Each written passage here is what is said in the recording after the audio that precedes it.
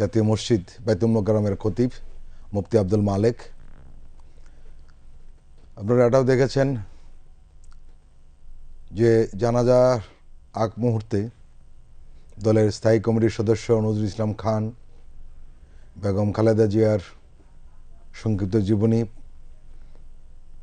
পাঠ করে শুনিয়েছেন এবং তিনি কিছুটা আবেগ আপ্লুত হয়ে পড়েছিলেন এবং সেটাই স্বাভাবিক।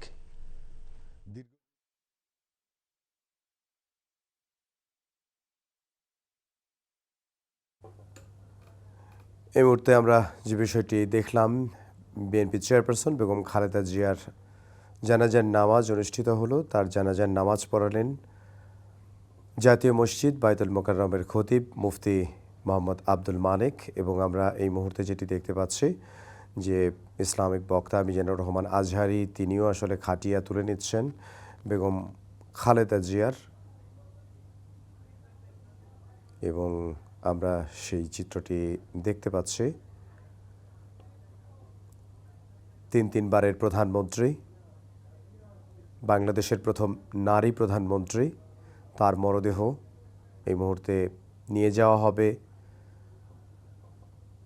শেরেবাংলা নগরে শহীদ রাষ্ট্রপতি জিয়াউর রহমানের মাজারে। সেই শহীদ রাষ্ট্রপতি জিয়াউর রহমানের কবরের পাশেই তাকে